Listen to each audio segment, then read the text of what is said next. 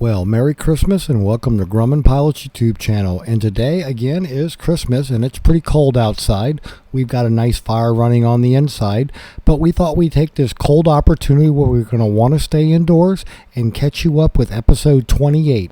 We're catching up all the way back to March of this year. It's been a while since we had an episode. Episode 27 again was back in March. So stay tuned on this cold day while we bring you up to speed on all that's been going on in the Grumman world. So ladies and gentlemen, get ready for some fun.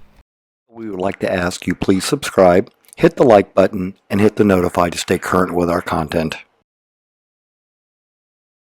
So here's the Christmas picture that Luann and I shot the other day, and that's the one we were sending out. You can still see the wrinkles in the backdrop, but we had a lot of fun with it. And again, we're going to have a mixed bag of tricks for you today. Now it's going to be a general collection of stuff since March, but we're going to start off with Mike Mays. That was the airplane that we went out to California, inspected, and helped fly home. So again, Mike Mays Tiger, and that's what we're going to start off with. You might remember that video. We flew Shop Monkey out there. We took a look at the airplane, the initial write-up. Mike's one of those guys that pays me periodically to examine an airplane to see if it's worthy of him to go and inspect and everything. When we read this one, which had been maintained by Gary Vogt in Gold Country, California, we decided that it was in pretty good shape, and we called the owner and we told the owner that we're going to be sending a guy interested in buying it. His name was going to be Mike May, and that if anything went wrong with the deal, then I was going to buy the airplane, because we figured worst comes to worst, it was in really good shape from the paperwork. We'd bring it back, we'd take a look at it, we'd get an annual on it, get it all cleaned up, and then we'd sell it. But once we got it home, it looks fine. Mike May enjoys his new airplane. So ladies and gentlemen, it is possible to find an airplane in this market anywhere in the country and get it home. So we just wanted to bring that to you.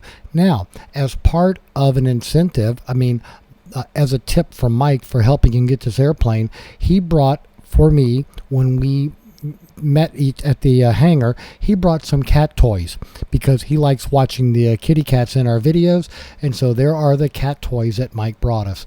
Now, while we're on cat toys right there, I'm going to show you what the cat toys look like now at home. You saw them all broched up, but we're going to talk about the bird that he gave us, the chicken, and the flippity fish.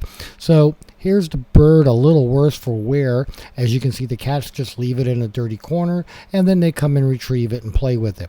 Now, all the toys are the favorites at one time or another, and here's Lily with the little bird, and she's very protective of it. When Sweepy comes in, she just runs off with it. Then we also have this chicken that someone gave us. The nice thing about the chicken is you turn it on to switch to the left there, it screams, ee, ee, and as you can see, it draws every cat in the neighborhood. And then it also has the other mode where it rocks when you hit it and a laser comes on and the cats try to chase the laser pointer. Another toy that keeps the cats very busy all day long. And then, as many of you know, we have the flippity fish. It's USB chargeable. You turn it on. When the cats hit it, it starts jumping around like it's a real fish. When they start pawing, it can even jump harder. Then it goes into still mode, waits for somebody to come touch it again, and then off it goes to the races one more time, flipping around. So it's an interesting toy to see. So that's it on cat toys. Now let's get ready for another topic for you. Now, out on the West Coast, we have Carolyn Brown, and she's been without an airplane for a while, and she found this Traveler, and then she's going to buy it. And as you can see, it's in pretty dirty shape, but, a little bit of washing and a little cleaning, and it's going to be a nice airplane. So congratulations, Carolyn, on your new Traveler. Again, folks, another little message from people out in the field from the GPA. So we hope you found that part very useful. And Carolyn Brown, I hope your Traveler's doing well.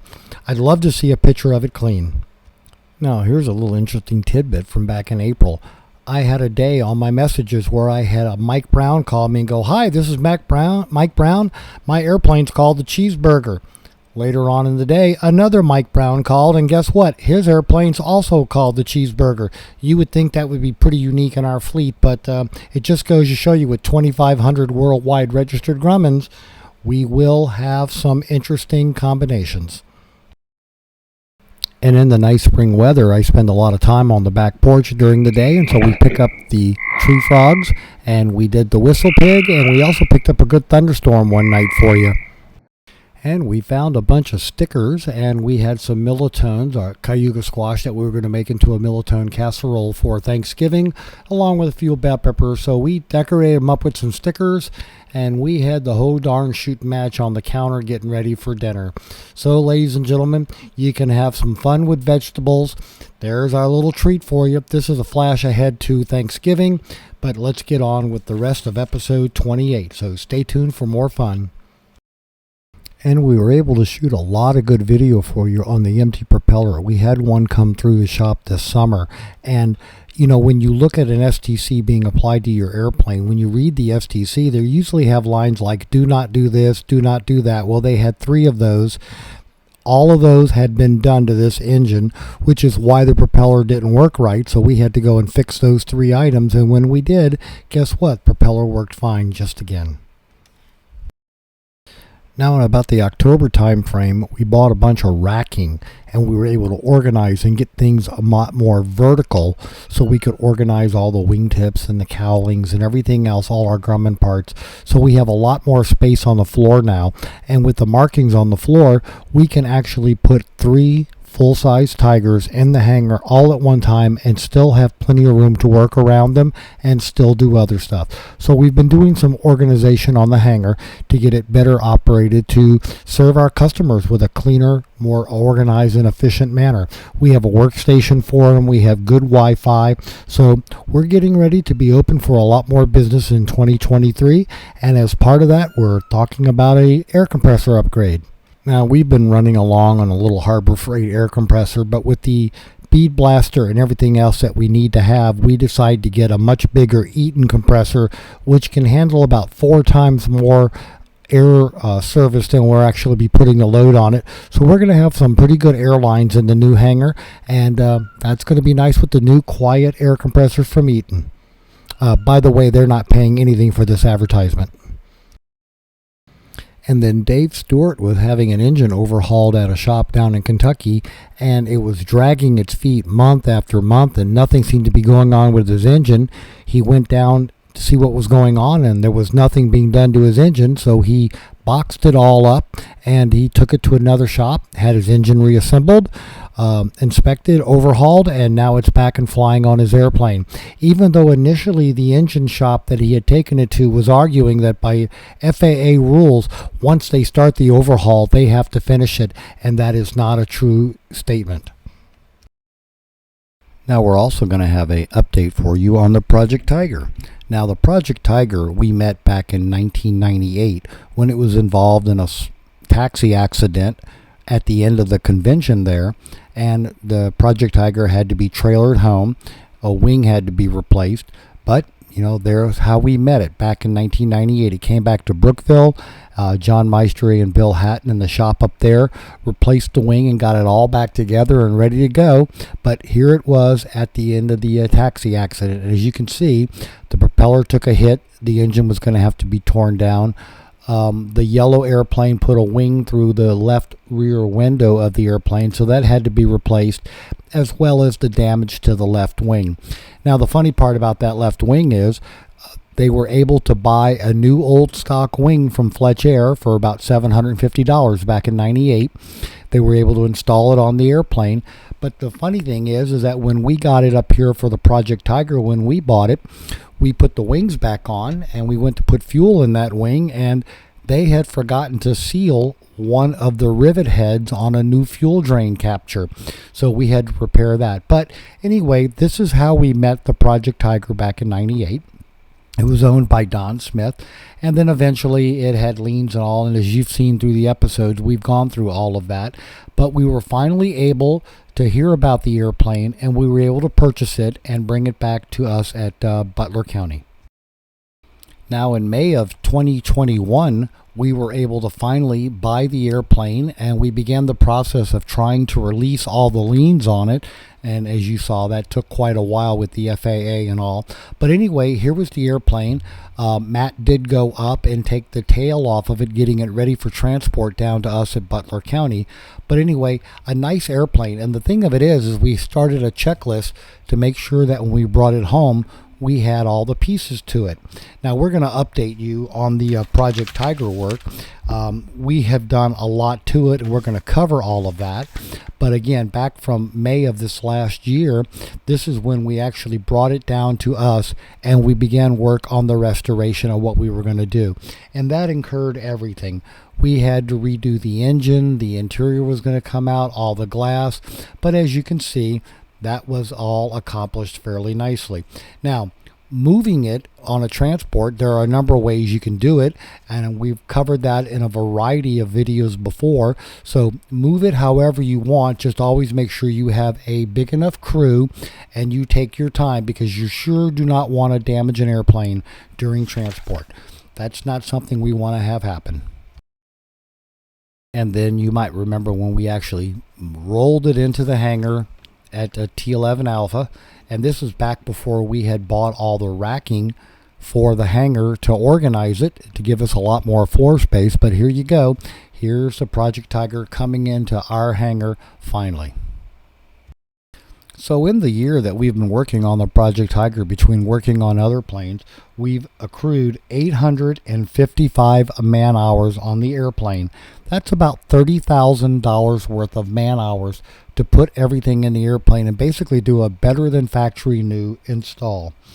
And then refurbishment, and also too, again, about $190,000 of parts and labor went into the Project Tiger.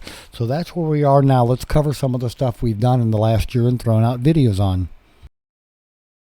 Now, these won't be in any particular order, but one of the things that we did was we completely removed all the old plastic and the old headliner from the Project Tiger, and we redid all of that. We also did a lot of other work, and we'll move on to that in just a minute. And we got the wings back on the Project Tiger finally. We got a crew together and we organized it all. And this was when we got the wings back on and we bolted up all the fuel lines, connected all the electrical. And then when we brought the fuel truck by and we filled them up and began checking for leaks, that's when we discovered the problem with the replaced left wing not having the rivet head on one of the fuel captures in the wing sealed, which allowed a little bit of a leak. So anyway, but again, the Project Tiger went back together, and along the way we used all the proper sealants. Everything goes back together and everything has been bolted up. So the wings are back on. As you saw, the interior plastic has all been done. And let's move on to some of the other things that have been done to the airplane. Oh, by the way, once the wings were on, we were able to do a weight and balance and get a rigging check too on the aircraft. In addition to the wings going back on, we kept you posted as the windows went back in, how we do all the taping, everything that we do to the airplane to protect it as we're doing it, and we showed you how it all went back together. So that if you're ever thinking about really doing your airplane, you'll have some numbers that you can talk over with your mechanic and decide, do I want to put all this in my airplane? The advantage of it is that when you're all done, you're going to have a really nice airplane just the way you want it, kind of like what Steve Boyer did when he sold his project airplane, when a guy walked up with a check and surprised him by offering enough money. But anyway, we've taken you through all the process as we've gone through, replaced all the wiring and all the coax, so we've brought you up to speed in the episodes coming along on the Project Tiger. Now let's move on to some of the other work that we've had done to the airplane. Now, we took a lot of time, like with the rear plastic. We shot a lot of video from a couple of different angles for those of you who might be interested in the restoration process of what all you're going to have to go through to do your airplane, much like what we're doing on the Project Tiger. So you're going to want to get new insulation. You're going to want to clean everything, as well as grabbing all your tools and having the proper amount of ventilation and light to accomplish the project. And we also took you through the rear window install, all the sealants to use and how to get a good tight fit and have it look good from both the inside and the outside, so that you don't do any dimensional problems that are going to show up when you go to put the plastic in. But again, we took you through each of the steps as we went along the way. You know, rigging checks, the tail came back on, we did the interior, the carpet headliners, we got it all ready for glass, and then we accomplished a lot of the hard parts like the canopy seal, including the new canopy seal from Excel Air.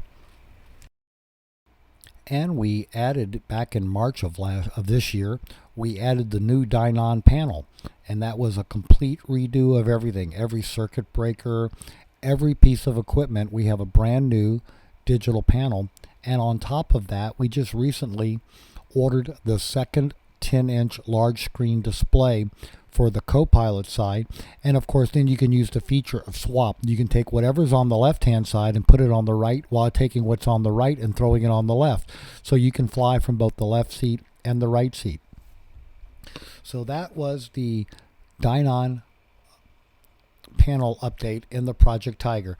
All for the panel. For those of you who might be interested in thinking about what a panel change is, you can expect about $45,000 of parts and then some additional labor to have it installed in your airplane. So there's a ballpark for a new panel for you. And then also, not only did we redo the panel, but we had the engine completely torn down and re-overhauled by a superior engine, put back together with new bearings, and had a test run on the engine test stand. And now, of course, the engine's been hung back on the aircraft and it's ready to go. But we did not spare any expense on this airplane. New stainless steel tie-down rings. I mean, we have changed out so much, have painted parts the factory never did. So that's why we can say it's a better than factory new restoration on this 1978, late 1979 Project Tiger. So that's where we are, and here's the engine running around for you. So we threw out videos out there for you with the red rudder cap and all the other new parts. And also back in October of this year, we got Lily, as in Tiger Lily, and here she is playing with some of the other cats. So ladies and gentlemen, that's where we are on the Project Tiger. We are waiting on the insurance to be bound. The databases for the IFR parts for the two different the Avidyne and the Dynon have been purchased and installed in the aircraft, and we're ready for a flight test. So again, we hope you found all this useful and informative. Thanks so much for watching. Enjoy the update and the mixed bag of tricks. Have a good Christmas, and we'll see you next year.